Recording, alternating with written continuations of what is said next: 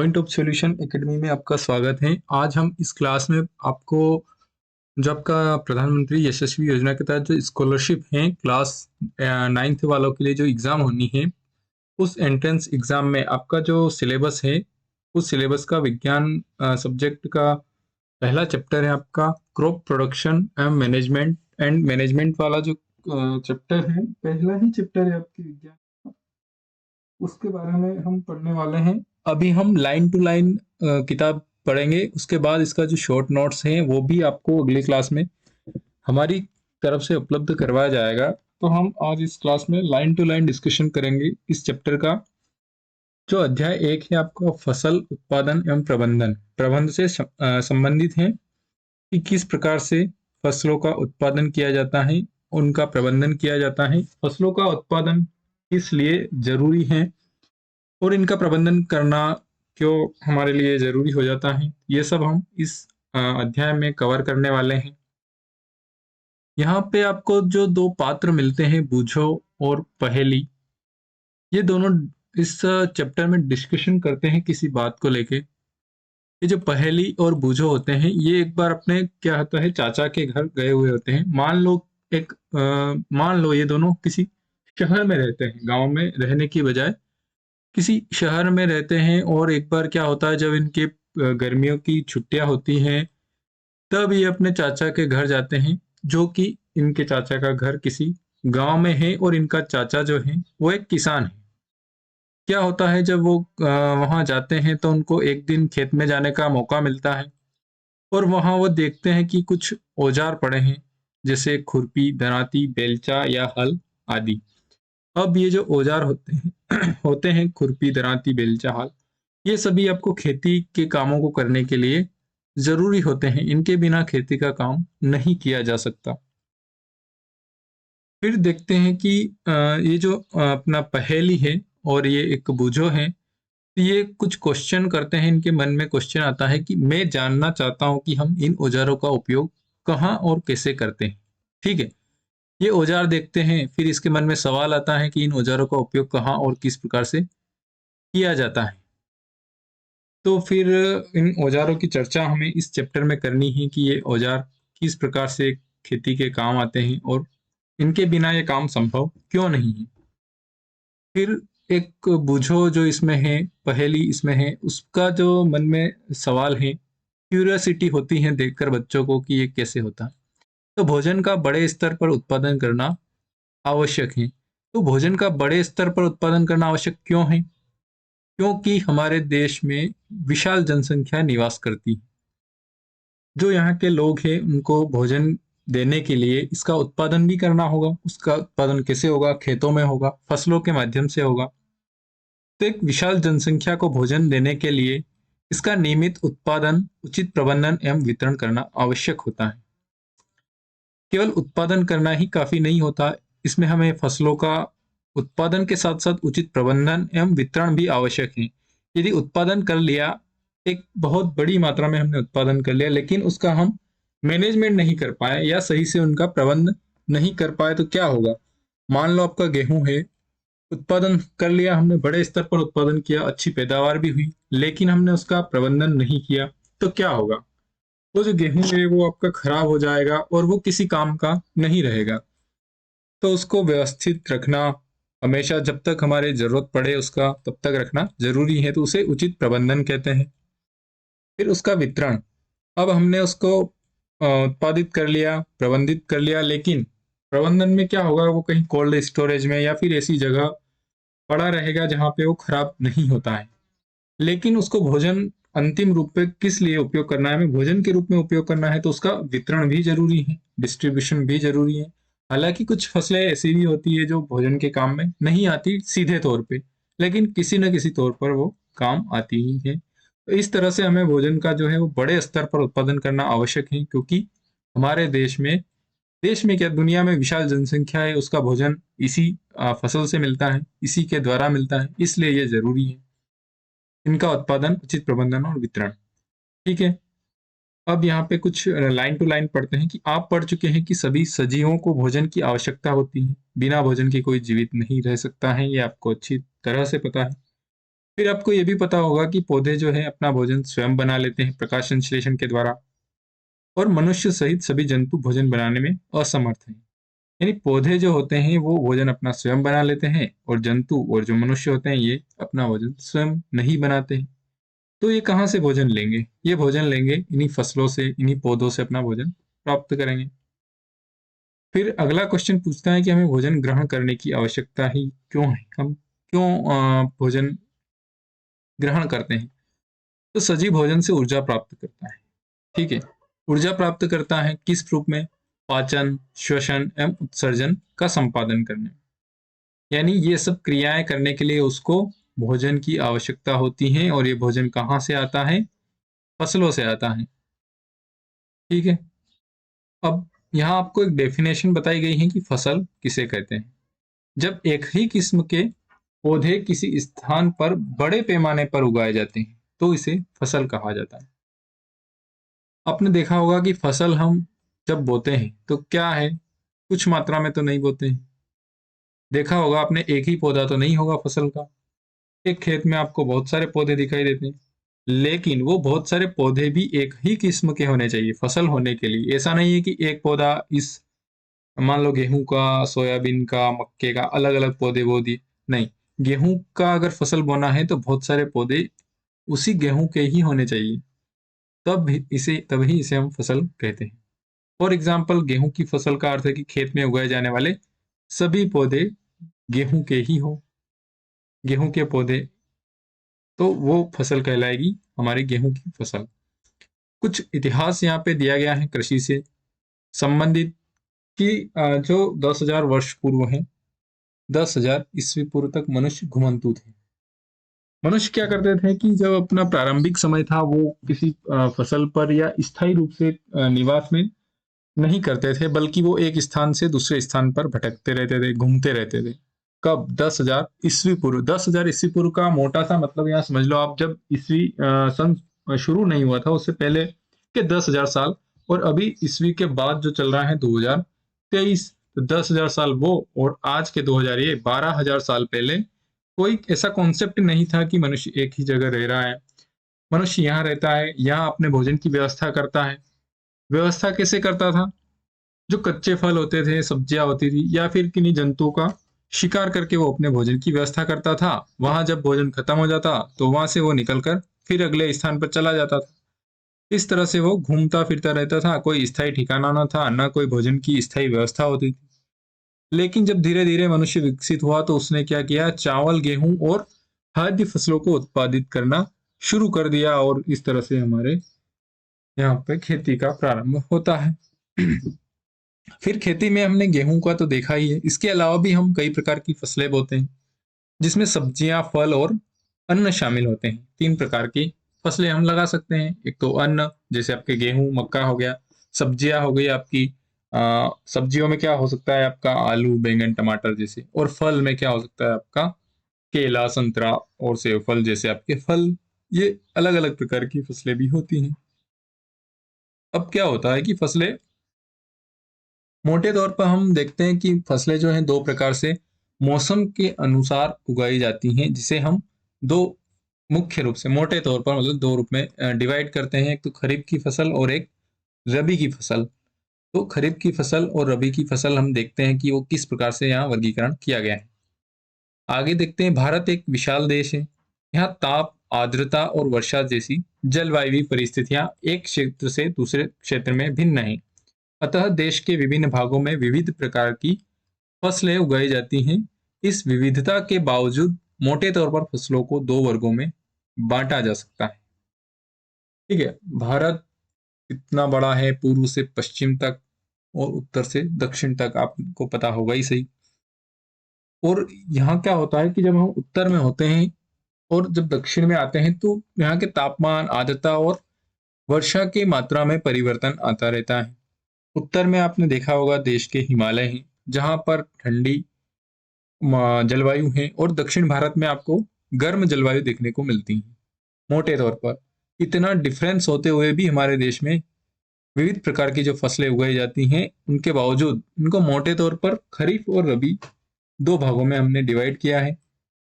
खरीफ की फसलें क्या होती है जिन्हें वर्षा ऋतु में उगाया जाता है, जैसे कि अपनी सोयाबीन, मूंगफली, कपास, धान, मक्का जैसी फसलें होती हैं। और ये कैलेंडर के इसमें देखें तो वर्षा ऋतु जो होती है हमारी सामान्यतः जून से सितंबर महीने के बीच होती हैं। फिर दूसरा प्रकार हमें यहाँ बताया गया है रबी की फसल, जो शीत ऋतु में बोई जाती है। और शीत ऋतु कब से कब होती है? अक्टूबर से मार्च महीने तक होती हैं। इन्हें रबी की फसलें कहा जाता है, जो शीत ऋतु में, शीत ऋतु मतलब ठंड के टाइम पे जो उगाई जाती है, जैसे गेहूं, मटर, चना, मटर, सरसों जैसी फसलें रबी फसल का उदाहरण है। साथ ही हम ये जो हो गया बारिश और शीत ऋतु दोनों तो हो गया, लेकिन गर्मी के टाइम पे भी हम कुछ सब्जियां उगाते हैं, दालें भी उगाते हैं। उसे क्या कहा जाता है आप बता सकते हैं नीचे? आप जरूर बताइए हमें कि जो गर्मी में सब्जियां उगाई जाती हैं उन्हें आप क्या किस नाम से जानते हैं? खरीफ और रबी के अलावा तीसरा जो प्रकार है वो आपको बताना होगा। फिर नेक्स्ट पॉइंट आता है अपना आधारिक फसल पद्धतियां। आधारिक फसल पद्धतियां यानी फसलों को किस प्रकार से उगाया जाता है, उसमें क्या प्रोसेस होती है, किस प्रक्रिया के थ्रू आप फसलों का उत्पादन करते हैं, वो इसमें हमको देखना है। एक यहाँ जो ये बूझो है, ये इसके मन में एक प्रश्न आया है कि धान को शीत ऋतु में क्यों नहीं उगाया जा सकता? धान मतलब आपका चावल। इस ये पूछ रहा है कि धान को शीत ऋतु में क्यों नहीं उगाया जा सकता, तो क्या होता है, मेन रीजन क्या हो सकता है? यहाँ हम अगर आपको फोटो अगर कहीं हो धान का तो दिखाने की कोशिश करते हैं, तो आपको शायद वो फोटो देख के समझ में आ जाए कि धान को शीत ऋतु में क्यों नहीं उगाया जा सकता है।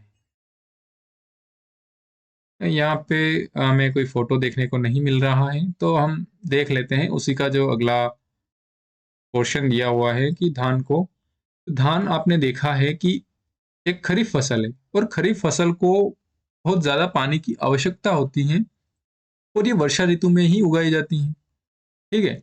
जब ये खरीफ की फसल है धान और वर्षा ऋतु में ही उगाई जा सकती है, तो इसे पानी की बहुत अधिक आवश्यकता होती है। इसीलिए हम इसे केवल वर्षा ऋतु में ही उगा सकते हैं।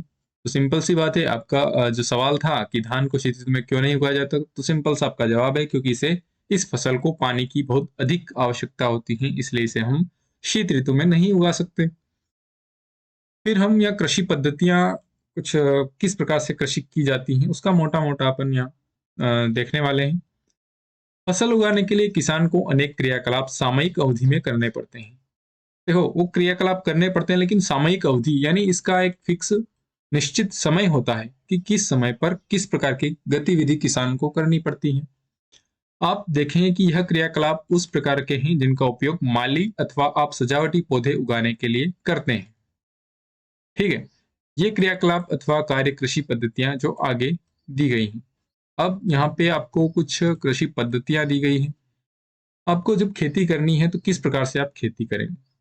नंबर एक दिया गया है मिट्टी को तैयार करना। जब मिट्टी तैयार हो जाती है तो बुआई करना। जब बुआई कर दी जाती है तो फसलों के उचित प्रबंधन और व्यवस्थित ग्रोथ वृद्धि के लिए, फसलों की वृद्धि के लिए आपको खाद एवं उर्वरक देना रहता है। भाई चलेगी कैसे फसलें आप अगर खाद और उर्वरक नहीं दोगे तो?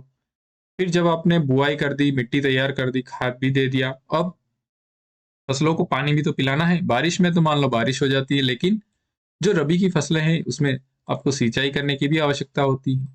सिंचाई भी कर ली। अब क्या होता है, क्या फसल के अलावा आपका कुछ अलग अतिरिक्त पौधे नहीं उगते हैं? जो अतिरिक्त पौधे उगते हैं उन्हें हम खरपतवार कहते हैं। उन खरपतवार की वजह से फसल को कोई नुकसान ना हो, इसके लिए हमें उनसे सुरक्षा प्रदान करनी होती है।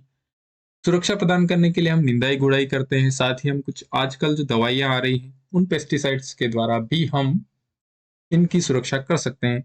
जब आपकी ये प्रोसेस हो गई है ना, उसके बाद फसल पक गई, अब फसल को काटना भी तो पड़ेगा।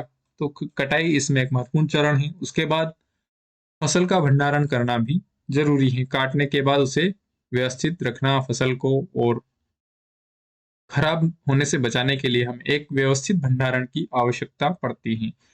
तो आपकी कृषि पद्धतियों में क्या क्या प्रोसेस यहाँ पे हमने डिस्कस किए हैं?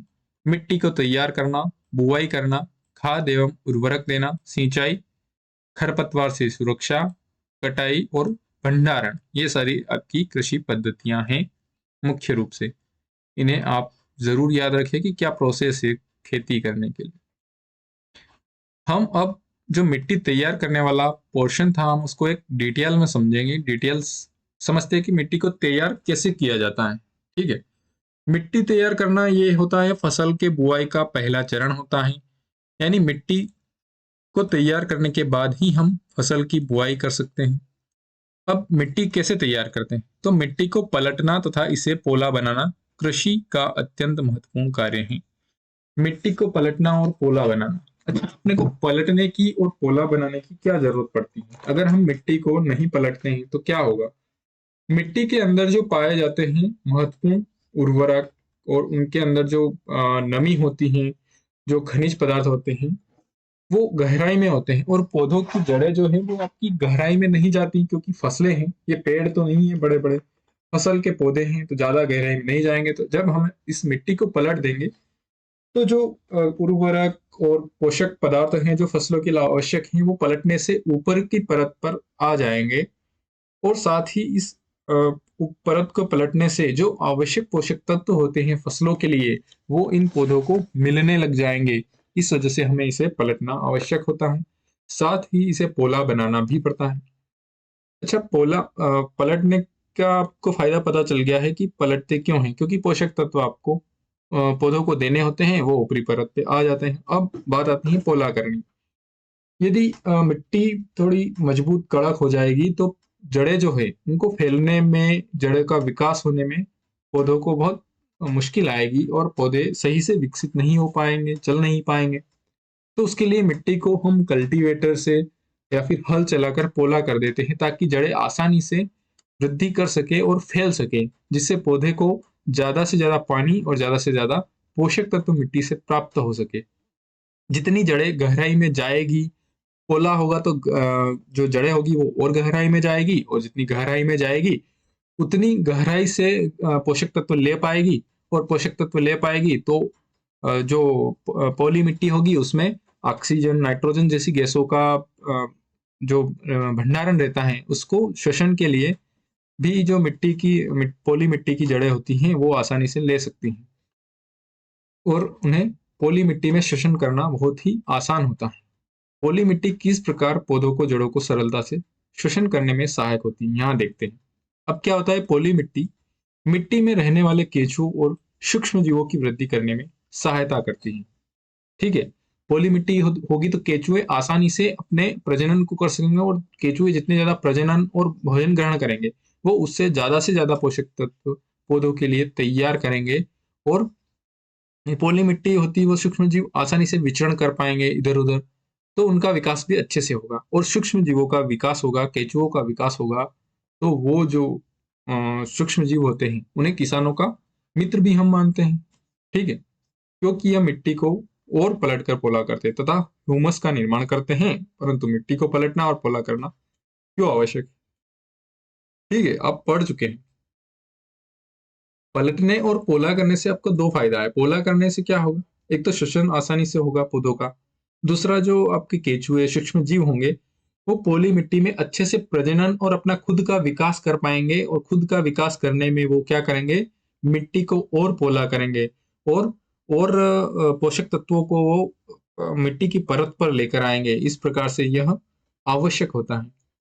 फिर आप पिछली कक्षाओं में पढ़ चुके हैं कि मिट्टी में खनिज, जल, वायु तथा कुछ सजीव होते हैं। इसके अतिरिक्त मृत पौधे एवं जंतु भी मिट्टी में पाए जाने वाले जीवों द्वारा अपघटित होते हैं। पिछली फसल के जो पौधे और डंठल होते हैं जो वहीं खेत में रह जाते हैं, उनको कौन खत्म करता है? क्या वो सीधे खत्म हो जाते हैं? तो ये जो सूक्ष्म जीव होते हैं आपके, ये उनको सूक्ष्म जीव उनको सड़ा गलाकर खत्म कर देते हैं। और उन्हीं से आपका फिर से पोषक तत्व तैयार हो जाता है, फिर से मिट्टी में ह्यूमस बनने लगता है। तो इस प्रकार से आपके जो सूक्ष्म जीव होते हैं इन्हें किसानों के मित्र भी कहा जाता है। इस प्रक्रम में मृत जीवों में पाए जाने वाले पोषक मिट्टी में निर्मुक्त होते हैं। यह पोषक पौधों द्वारा अवशोषित किए जाते हैं।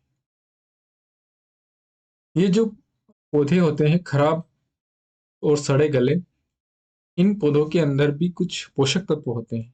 और ये जब सड़ गल जाते हैं और जीवों द्वारा अपघटित कर दिए जाते हैं, तो ये पुनः अपने जो अंदर पोषक तत्व समेटे हुए थे, उन्हें वापस मिट्टी में छोड़ देते हैं और आप जो डबल फसल लगाते हैं, उस फसल में यह पोषक तत्व आपके पौधों द्वारा ग्रहण कर लिए जाते हैं, अवशोषित कर लिए जाते हैं। फिर एक और आपको यहाँ ऑप्शन दिया है कि पलटना क्या होता है, मतलब क्यों पलटा जाता है?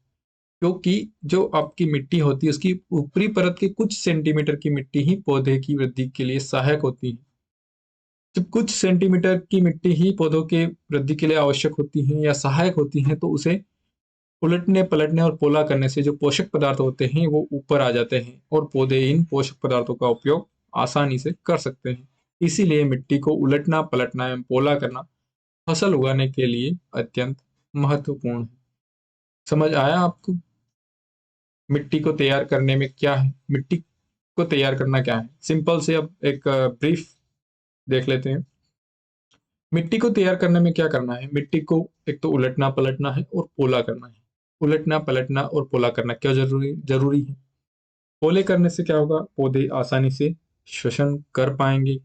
साथ ही जो आपके केंचुए और सूक्ष्म जीव हैं, वो भी पोली मिट्टी में आसानी से वृद्धि करते हैं, विकास करते हैं, प्रजनन करते हैं और साथ ही वो खुद भी, केंचुए भी मिट्टी को पोला करने का काम करते हैं।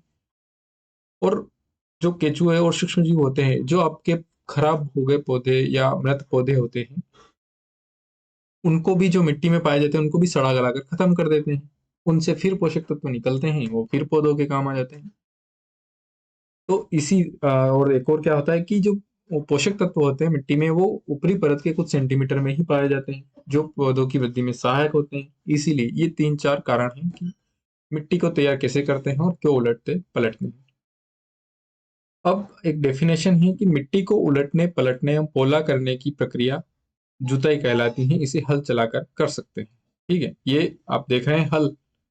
इस हल को मिट्टी में लगा रखा है और यहाँ से ये जो किसान है, ये दो बैल हैं, इसकी सहायता से मिट्टी को उलट पलट रहा है। जब ये अंदर से खोद कर मिट्टी को बाहर ले आएगा, इस प्रकार से इस प्रक्रिया को हम जुताई कहते हैं। ये किसान क्या कर रहा है, ये जोत है और ये जो दो बैल है, इसकी सहायता से कर रहा है, तो इसे हम जुताई कहते हैं। तो मिट्टी को उलटने पलटने और पोला करने की प्रक्रिया को जुताई कहते हैं और इसे हल द्वारा किया जाता है। अब यहाँ हल का कुछ जानकारी दिया गया है कि हल क्या होता है। ये हल है, इसे लकड़ी से बनाया जाता है। ये आपको पहले बता दूं कि ये अभी प्रचलन में नहीं है, लेकिन एक समय था प्राचीन समय में, जब हमारे पास इस तरह के ट्रैक्टर और मशीनें नहीं थी, तब हम इसी से कार्य करते थे, मिट्टी को उलटने पलटने। क्या होता है कि इसमें एक लकड़ी व लोहे का हल बना होता है और जब मिट्टी अत्यंत अगर सूखी हो तो जुताई से पहले इसे पानी देने की आवश्यकता भी पड़ती है। जुते हुए खेत में मिट्टी के बड़े बड़े ढेले भी हो सकते हैं, इन्हें एक पाटल की सहायता से तोड़ना आवश्यक है। बुआई एवं सिंचाई के लिए खेत में समतल करना आवश्यक है, यह कार्य पाटल द्वारा किया जाता है। उलटने पलटने के अलावा और भी क्या किया जाता है मिट्टी को तैयार करने में, कि जब मिट्टी को उलट पलट दिया जाता है तो वो उलटने पलटने की प्रक्रिया जुताई कहलाती है। अब जुताई किस उपकरण की सहायता से की जाती है? हल की सहायता की जाती है। जब मिट्टी सूखी अगर होगी, जितनी ज्यादा अगर मिट्टी सूखी है, तो उतने ज्यादा बड़े बड़े ढेले बनेंगे उस मिट्टी के। उन ढेलों में हम खेती नहीं कर सकते, फसल की बुआई नहीं की जा सकती। तो यदि बड़े बड़े ढेले हैं, अगर ज्यादा सूखी हुई मिट्टी है, तो उससे पहले हमें सिंचाई करना होगा। सिंचाई करने के बाद से अगर जुताई करते हैं तो ढेले कम पड़ते हैं। और यदि ढेले पड़ भी जाते हैं तो उन्हें पाटल, इस उपकरण का नाम आपको याद रखना होगा कि पाटल की सहायता से प्लेन समतल किया जाता है मिट्टी को। ठीक है। कभी कभी जुताई से पहले खाद दी जाती है, इससे जुताई के समय खाद मिट्टी में भली भांति मिल जाती है। बुआई से पहले खेत में पानी भी दिया जाता है। कभी कभी क्या होता है कि जब हम जुताई करते हैं उससे पहले ही खाद दे देते हैं। खाद जो हम पहले खाद देते हैं, वो क्या होता है, जब मिट्टी की जुताई करेंगे तो मिट्टी उलट उलट पलट होगी, पोला होगी, तो वो अच्छी भली भांति मिक्स हो जाएगी। इस वजह से हम पहले से खाद दे सकते हैं। अब यहाँ पर हमने मिट्टी को तैयार करने वाली प्रोसेस को पूरा समझ लिया है कि मिट्टी को कैसे तैयार किया जाता है। अब आपने जो कुछ उपकरण देखे थे यहाँ पे स्टार्टिंग में, हमने डिस्कस किया था इन उपकरण का, खुरपी, दरांती, बेलचा, हल इत्यादि। इन उपकरण को कृषि औजार कहा जाता है। इन कृषि उपकरण की सहायता से खेती की जाती है किसानों के द्वारा। इन औजारों का हम थोड़ा सा जानकारी ले लेते हैं। फिर आपको अच्छी उपज के लिए बुआई से पहले मिट्टी को भुरभुरा करना आवश्यक है। ठीक है, ये इंपॉर्टेंट है, आपको याद रखना होगा। ऐसे ही आपके प्रश्न परीक्षा में पूछे जाएंगे कि बुआई से पहले मिट्टी को भुरभुरा करना आवश्यक होता है। और यह जो भुरभुरा करने का काम होता है, ये इन्हीं कृषि उपकरणों की सहायता से किया जाता है। इन कृषि उपकरणों में मुख्य रूप से हल, कुदाली एवं कल्टीवेटर आते हैं। इनकी मदद से हम, अब जो हल होता है ये आपका पारंपरिक उपकरण है कृषि का, कुदाली और हल, ये हाथों से और इन बैलों की सहायता से इनसे काम किया जाता है। लेकिन जो कल्टीवेटर है ये आपका मॉडर्न जो ट्रैक्टर है, ट्रैक्टर की मदद से आपको कल्टीवेट करना होता है, खेत को जोतना होता है, तो उसमें कम टाइम लगता है, समय भी बचता है। फिर हम देख लेते हैं हल। प्राचीन काल से ही हल का उपयोग जुताई, खाद उर्वरक मिलाने, खरपतवार निकालने एवं मिट्टी खुरचने के लिए किया जाता रहा। तो आपको बस ये ध्यान रखना है कि हल की सहायता से क्या क्या काम किया जा सकता है। जुताई की जा सकती है, उर्वरक मिलाया जा सकता है, खरपतवार निकाला जा सकता है और मिट्टी खुरचने के लिए काम किया। हल एक प्राचीन औजार है जो आज के टाइम पर नहीं काम करते हैं लोग इस। ये जो हल होता है ये लकड़ी का बना होता है, जिसे बैलों की जोड़ी अथवा अन्य पशुओं जैसे कि घोड़े, ऊंट की सहायता से खींचा जाता है। इसमें लोहे की मजबूत तिकोनी पत्ती होती है। ये जो आप यहाँ पे देख रहे हैं ना, ये फाल, इसे फाल कहते हैं। इस फाल को लोहे से बनाया जाता है। तो आपसे ये प्रश्न पूछा जाएगा कि हल जो उपकरण होता है कृषि का, उसमें तिकोनी पत्ती है, उसे क्या कहते हैं? एक तो फाल। दूसरा ये कि हल का जो फाल होता है वो किस धातु का बना होता है या फिर किससे बनाया जाता है? लकड़ी, लोहे से, इस टाइप से। तो आपको इसमें जवाब देना रहेगा लोहे का बना होता है, जो फाल होता है लोहे का। हल का मुख्य भाग लंबी लकड़ी का बना होता है, जिसे हल शेफ्ट कहते हैं। ये जो आप देख रहे हैं ना, यहाँ पे बेल है और यहाँ पे आपका जो फाल जुड़ा हुआ है, इस फाल से इन बेलों को जो जोड़ रखा है, इसको हल शाफ्ट कहते हैं, शेफ्ट कहते हैं। इसके एक सिरे पर हैंडल होता है तथा दूसरे सिरे जोत के डंडे से जुड़ा होता है, जिसे बैलों की गर्दन के ऊपर रखा जाता है। एक जोड़ी बैल हम एक आदमी से सरलता से चला सकता है।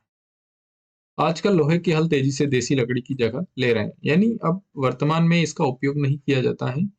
प्राचीन उपकरण है कृषि के लिए, कृषि कामों के लिए। इसका आपको इम्पोर्टेंस बस यही ध्यान रखना है कि शाफ्ट किसे कहते हैं। शाफ्ट जो होती है वो जोत, ये जो जोत है ना, दोनों को जोत रखा है बैलों को, जोत से हैंडल तक और हल तक जाने वाला जो, इनको दोनों को जो जोड़ने वाला पार्ट होता है उसे हल शाफ्ट कहा जाता है। फिर अगला उपकरण आता है आपका कुदाली।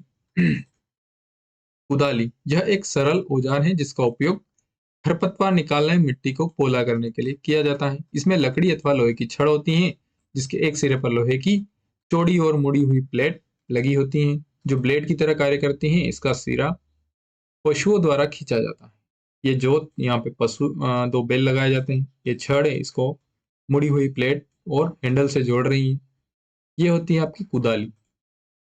कुदाली का काम आपको ध्यान रखना है कि कुदाली से मुख्य रूप से दो काम किए जाते हैं। एक तो खरपतवार निकाला जाता है, यानी फसल के अलावा जो अतिरिक्त पौधे उग जाते हैं, जैसे उन्हें खरपतवार कहते हैं, जो किसी काम के नहीं होते, उल्टा फसल को नुकसान पहुंचाते हैं, उनको निकालने और मिट्टी को पोला करने के लिए आपको इसमें काम इसके ध्यान रखना है कि कुदाली का उपयोग किस लिए किया जाता है? मिट्टी को पोला करने के लिए और खरपतवार को नष्ट करने के लिए।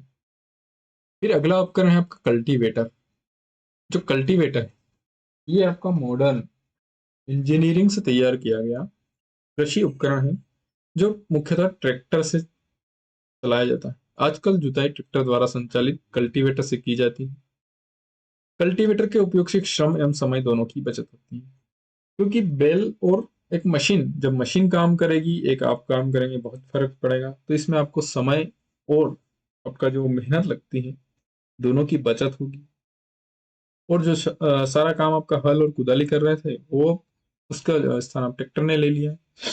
अब जब हमारा मिट्टी तैयार हो जाता है, पहला पार्ट कंप्लीट होता है मिट्टी तैयार करने का, तो उसके बाद आता है बुआई का काम। बुआई किस प्रकार की जाती है? बुआई फसल उत्पादन का सबसे महत्वपूर्ण चरण होता है। बोने से पहले अच्छी गुणवत्ता वाले साफ एवं स्वस्थ बीजों का चयन किया जाता है। किसान अधिक उपज देने वाले बीजों को प्राथमिकता देते हैं। यदि बीजों की उत्पादकता सही नहीं होगी तो हम उसे बोने का कोई लाभ नहीं है। और यदि हमें फसल का अच्छा उत्पादन चाहिए तो अच्छी गुणवत्ता वाले साफ एवं स्वस्थ बीज बोने पड़ते हैं। बीजों का चयन किस प्रकार करते हैं? बीजों का चयन करने के लिए हमें यहाँ पे कुछ क्रियाकलाप दिया गया है। इस क्रियाकलाप में हम ये आपका पहेली है। इसमें एक दिन मैंने अपनी माँ को देखा कि माँ चने के कुछ बीज एक बर्तन में रखकर इसमें कुछ पानी डाल रही है। कुछ मिनट पश्चात कुछ बीज पानी के ऊपर तैरने लगे। मुझे आश्चर्य हुआ कि कुछ बीज पानी के ऊपर क्यों तैरने लगे। पानी के ऊपर क्यों तैरने लगे? क्योंकि जो भारी और स्वस्थ बीज होंगे वो उनमें वजन होगा और वो बीज नीचे बैठ जाएंगे, जबकि कुछ हल्के और खराब हुए बीज वो होते हैं वो पानी के ऊपर तैरने लगते हैं। इस प्रकार से तो खराब बीजों में क्या होता है? जो खराब बीज होते हैं वो खोखले हो जाते हैं और खोखले होने के कारण वो हल्के हो जाते हैं। हल्के होने से वो पानी में बैठने की बजाय तैरने लगते हैं। और अच्छे और स्वस्थ बीजों को क्षतिग्रस्त बीजों से अलग करने की एक अच्छी विधि, यानी आपको बीजों को छांटना है। खराब बीज हल्के होंगे, पोले होंगे, खोखले होंगे, पानी में तैर जाएंगे। अच्छे बीज भारी होंगे, नीचे बैठ जाएंगे। जो हल्के बीज है उनको आप आसानी से किसी भी बर्तन की सहायता से अलग कर लीजिए और इस तरह से आप उनको छांट लीजिए। फिर आता है परंपरागत औजार बुआई करने के लिए, जो बुआई करने के लिए उपयोग लिए जाते हैं। परंपरागत रूप से बीजों की बुआई में इस्तेमाल किया जाने वाला औजार कीप के आकार का होता है। बीजों को कीप के अंदर डालने पर यह 2 या 3 नुकीले सिरे वाले पाइपों से गुजरते हैं। ये सिरे मिट्टी को भेदकर बीज को स्थापित कर देते हैं। बीज बोने का पारंपरिक तरीका, जिस प्रकार से आपने हल देखा था, ये जोत है, ये हल की शाफ्ट थी, यहाँ तक ठीक है। लेकिन हल के नीचे जो सिंगल फल लगा था उसकी जगह पे यहाँ क्या होता है कि एक हैंडल लगाया जाता है। हैंडल के यहाँ पे कीप नुमा संरचना लगाई जाती है और उस कीप की 2-3 नलियां निकालकर नीचे मिट्टी में छोड़ दी जाती है। इन नलियों के सिरों के वहां पे लोहे की नुकीली आकृति लगा दी जाती है। वो मिट्टी को पोला करती रहती है और भेजती रहती है। जब मिट्टी पोला होती है उस टाइम पे तो स्कीप की सहायता से बीज अंदर डाल दिए जाते हैं। ये एक पारंपरिक विधि है बुआई करने की। और पहले जब मशीनों का आविष्कार नहीं हुआ था तब ये किया जाता है। ये जो उपकरण आप देख रहे हैं, ये उपकरण है सीड ड्रिल। ये सीड ड्रिल ये भी बुआई का ही उपकरण है, लेकिन ये मशीनीकरण जो आज हम देखते हैं ट्रैक्टर की सहायता से इसका ऑपरेशन किया जाता है। आजकल बुआई के लिए ट्रैक्टर द्वारा संचालित सीड ड्रिल का उपयोग होता है। इससे के द्वारा बीजों में समान दूरी एवं गहराई बनी रहती है। यानी एक फिक्स है, सेट है, मशीन है। तो इसमें क्या होता है, इसकी बजाय क्या फायदा है कि बीज जो गिरते हैं मिट्टी में वो समान दूरी और एक समान गहराई से गिरते हैं, जिससे फसल का उत्पादन बहुत अच्छा होता है। और यह भी सुनिश्चित करता है कि बुआई के बाद बीज मिट्टी द्वारा ढक दिए जाते हैं। इससे बीजों को पक्षियों द्वारा खाए जाने से रोका जा सकता है। सीड्रिल द्वारा बुआई करने से समय और श्रम दोनों की बचत होती है। पौधों को अत्यधिक घने होने से रोकने के लिए बीजों के बीच उचित दूरी होना अत्यंत आवश्यक है। इससे पौधों को सूर्य का प्रकाश, पोषक एवं जल पर्याप्त मात्रा में प्राप्त होता है। अधिक घनेपन को रोकने के लिए कुछ पौधों को निकालकर हटा दिया जाता है। वैसे तो ये मशीन है, इसमें आपको फिक्स कर दी जाती है कि इतनी दूरी पर ही पौधे गिरेंगे और इस इतनी गहराई तक ही गिरेंगे। लेकिन फिर भी कभी कभी किसी कारणवश यदि पौधे ज्यादा गहराई में अगर बीज ज्यादा गहराई से या फिर पास पास गिर जाते हैं, उस कंडीशन में क्या होता है कि इन्हें आपको हटाना जरूरी होता है। नहीं तो पौधे सही से विकसित नहीं हो पाएंगे। पौधे विकसित नहीं हो पाएंगे तो फसल का उत्पादन सही से नहीं होगा। तो उसे अपने हाथों के द्वारा हटा दिया जाता है किसानों के द्वारा। मिट्टी तैयार हो गई, बुआई हो गई। अब अगला चरण आता है खाद एवं उर्वरक देना। खाद एवं उर्वरक को मिलाना, वे पदार्थ जिन्हें मिट्टी पोषक स्तर बनाए रखने के लिए मिलाया जाता है, खाद एवं उर्वरक कहते हैं। वैसे तो मिट्टी में बहुत सारे पोषक तत्व पाए जाते हैं जो पौधों के लिए आवश्यक होते हैं। लेकिन कभी कभी क्या होता है कि मिट्टी में पोषक तत्वों की कमी हो जाती है। पोषक तत्वों की कमी होने की वजह से उन पौधों को सही से अपना भोजन नहीं मिल पाता है। तो हम उसे कृत्रिम रूप से बाहर से खाद या फिर उर्वरक के माध्यम से उपलब्ध करवाते हैं। मिट्टी फसल को खनिज पदार्थ प्रदान करती है। मिट्टी से क्या प्राप्त करते हैं पौधे? खनिज पदार्थ। यह पोषक पौधों की वृद्धि के लिए आवश्यक होते हैं। कुछ क्षेत्रों में किसान खेत में एक के बाद दूसरी फसल उगाता रहता है। खेत कभी खाली नहीं छोड़े जाते। अगर खेत खाली नहीं छोड़े जा रहे हैं तो आपको सोचना होगा कि लगातार ये फसल लगाई, ये निकाली, कटाई करी, फिर दूसरी फसल लगा दी, फिर फसल निकाली, कटाई करी, फिर निकल, क्या होगा? एक समय आएगा कि जो मिट्टी में खनिज पदार्थ था उसकी कमी होने लग जाती है। मिट्टी के खनिज पदार्थों की अगर कमी होने लग गई तो आने वाली फसलों को और आगे लगाई जाने वाली फसलों को अपना जो भोजन है, अपने जो पोषक पदार्थ हैं जिससे वो वृद्धि और विकास करते हैं, कैसे मिलेगा? तो इस बात से निपटने के लिए किसानों के द्वारा कृत्रिम रूप से खाद और उर्वरक बीज दिए जाते हैं। क्यों दिए जाते हैं? समझ में आ गया? फसलों के लगातार उगाने से मिट्टी में कुछ पोषकों की कमी हो जाती है। इस कमी को पूरा करने हेतु किसान खेतों में खाद देते हैं। यह प्रक्रम खाद देना कहलाता है। ठीक है। अपर्याप्त खाद देने से पौधे कमजोर हो जाते हैं। सही है ना? पौधों को अगर पोषक तत्व नहीं मिल रहा है तो वो कैसे विकास करेंगे, कैसे वृद्धि करेंगे? कमजोर हो जाएंगे। जब पौधे कमजोर हो जाएंगे तो आपकी फसल का उत्पादन भी कम हो जाएगा। लेकिन हमने शुरू में ही पढ़ा है कि हमें एक विशाल जनसंख्या का पेट भरने के लिए भोजन का पर्याप्त उत्पादन, फसलों का पर्याप्त उत्पादन करना आवश्यक है। फसलों का पर्याप्त उत्पादन होगा तो हमें भोजन की मात्रा भी पर्याप्त मिलती रहेगी। खाद के बारे में देख लेते हैं, खाद क्या होता है? खाद एक कार्बनिक पदार्थ है जो कि पौधों या जंतु अपशिष्ट से प्राप्त होती है। पौधों और जंतु अपशिष्ट से जो प्राप्त होती है वो जैविक खाद होती है, लेकिन आजकल हम कृत्रिम खाद का भी उपयोग करते हैं। किसान पादप एवं जंतु अपशिष्टों को एक गड्ढे में डालते जाते हैं तथा इसका अपघटन होने के लिए खुले में छोड़ देते हैं। अपघटन कुछ सूक्ष्म जीवों द्वारा होता है। अपघटित पदार्थ खाद के रूप में उपयोग किया जाता है। आप कक्षा छठी में वर्मी कंपोस्टिंग अथवा केचुए द्वारा खाद तैयार के विषय में पढ़ चुके हैं। आपने छठी में पढ़ा ही होगा वर्मी कंपोस्टिंग के बारे में और केचुए द्वारा खाद तैयार करने। वर्मी कंपोस्टिंग में क्या होता है कि जो आपने देखा होगा गोबर, चारा और ऐसा जो आपका वेस्ट बचता है फसलों का, उनको किसान क्या करते हैं, गड्ढे में डाल के छोड़ देते हैं।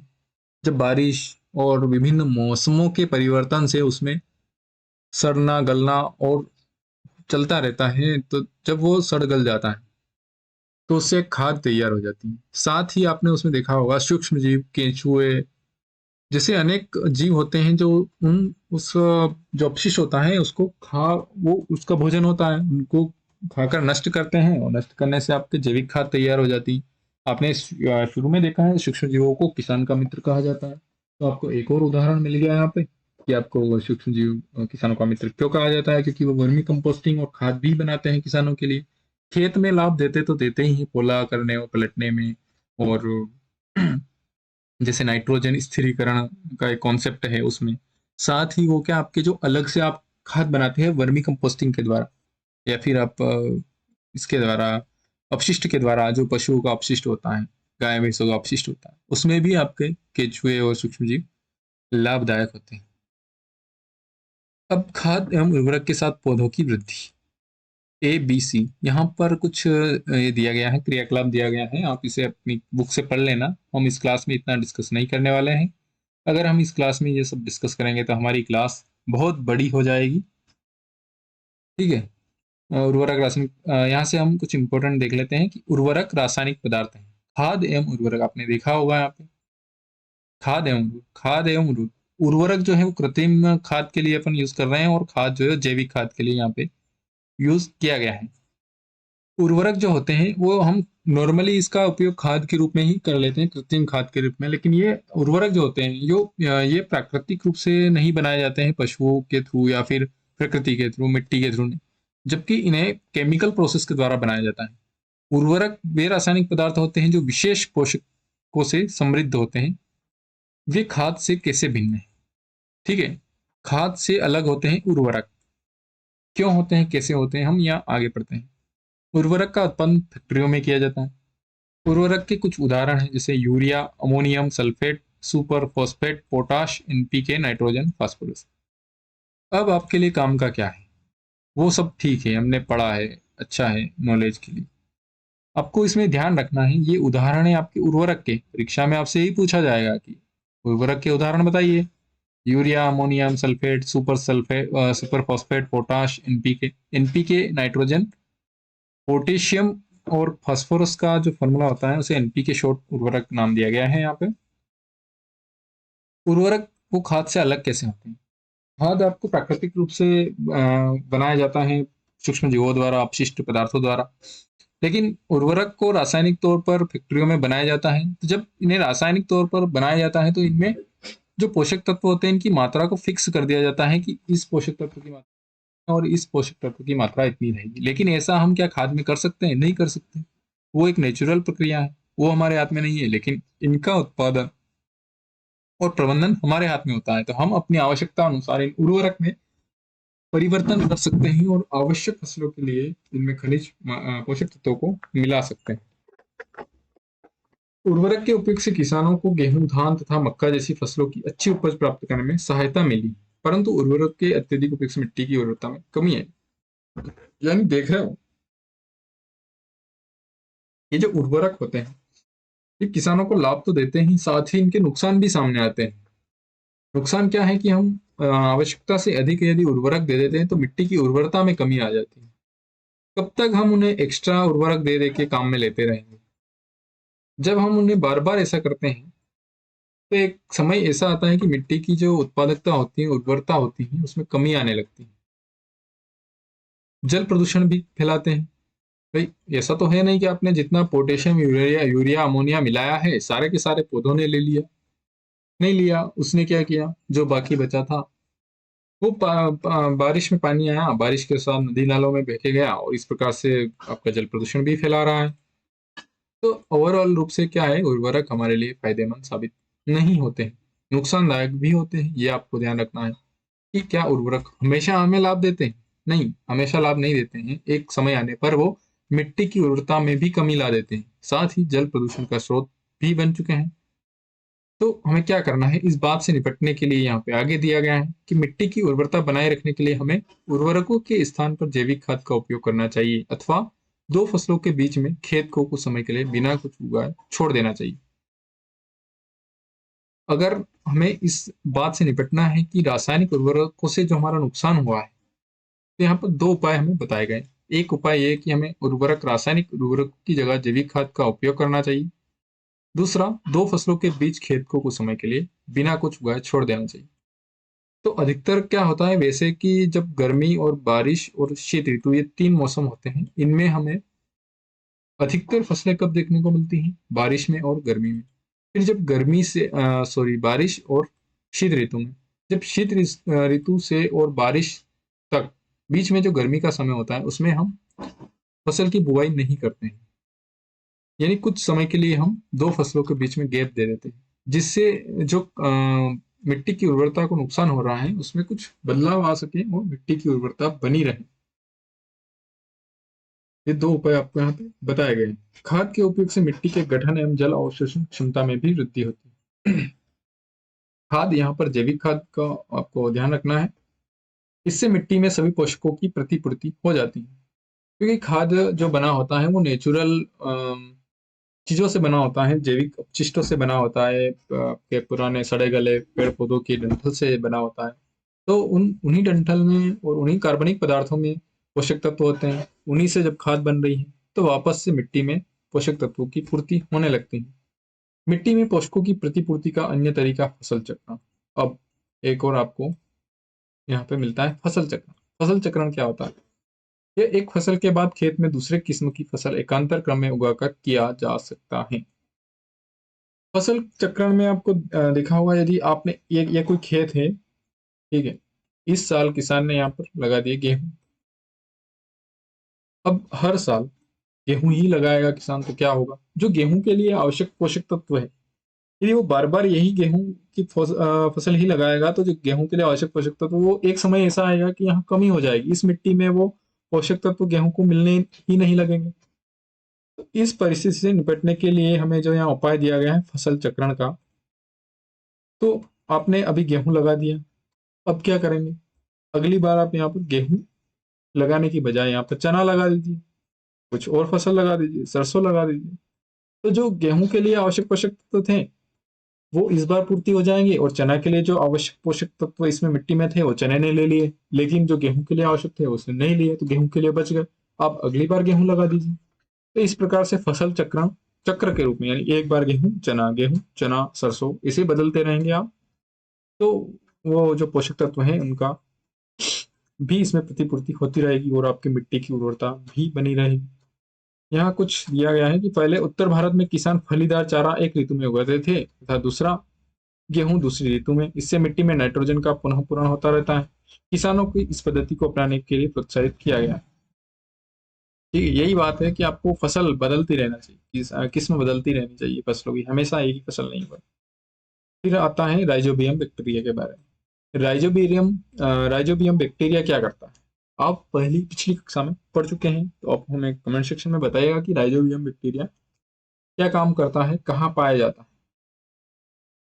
यह फलीदार लेग्यूमिनस पौधों की जड़ों की ग्रंथिकाओं में पाया जाता है। फलीदार लेग्यूमिनस पौधे, यानी आपका जो चना हो गया, सोयाबीन हो गया, ये जो फलीदार पौधे होते हैं इनकी जड़ों में पाया जाता है। और ये क्या काम करता है? राइजोबियम बैक्टीरिया वायुमंडल में नाइट्रोजन का स्थिरीकरण। ये आपकी परीक्षा के लिए बहुत ही इंपॉर्टेंट है। क्या? एक तो राइजोबियम बैक्टीरिया काम क्या करता है? वायुमंडलीय नाइट्रोजन का स्थिरीकरण। कहाँ पाया जाता है? फलीदार पौधों की जड़ों की ग्रंथिकाओं। फलीदार पौधे कौन से? मान लो चना हो गया, चने जैसे दाल वाली जो चीजें हैं उनके जो पौधे होते हैं उन्हीं की जड़ों में पाया जाता है, गेहूं में नहीं पाया जाता है। तो समझ रहे हैं आप, फसल चक्रण आपने अभी समझा और यहाँ उसका फायदा भी आपने देख लिया। इस प्रकार से हमारा ये पूरा होता है। अब हमें देखना है उर्वरक एवं खाद में अंतर क्या होता है। उर्वरक एवं खाद में अंतर को यहाँ डिस्कस किया गया है। सिंपल सा पढ़ लेते हैं कि उर्वरक और खाद में क्या अंतर है। उर्वरक एक मानव निर्मित लवण है, यानी इसे फैक्ट्रियों में बनाया जाता है। ये प्राकृतिक रूप से तैयार नहीं होता है, इसलिए इसे उर्वरक कहा जाता है। और जो खाद होती है एक प्राकृतिक पदार्थ है जो गोबर एवं पौधों के अवशेष के विघटन से प्राप्त होता है।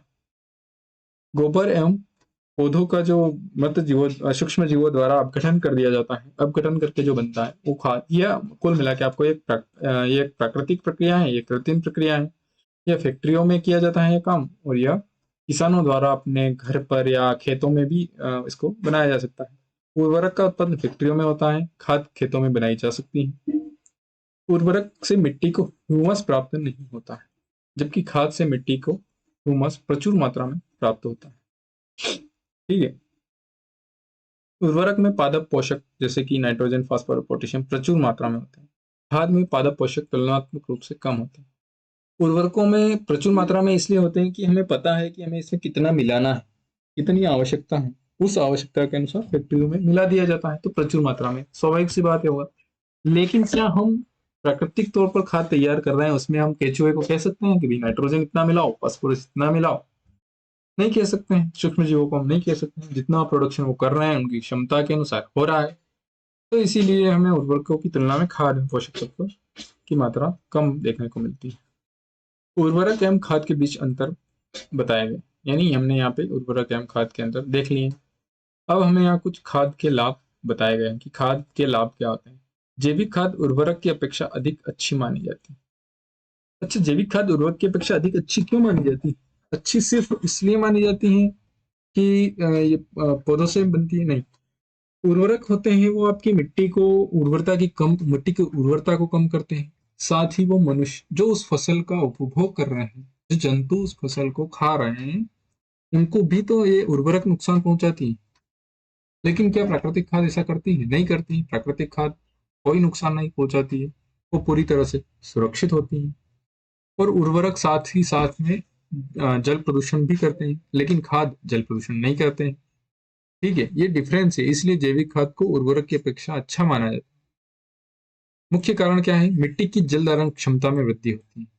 आपने जो कृत्रिम से उर्वरक दिया है वो क्या करेगा? वो आपको सिर्फ नाइट्रोजन प्रोवाइड करा देगा, लेकिन मिट्टी को ह्यूमस उपलब्ध नहीं करवाएगा। और यदि ह्यूमस नहीं है मिट्टी में, नमी नहीं है, तो फिर वो मिट्टी इतनी अच्छी नहीं कैसे रहेगी? नहीं रहेगी।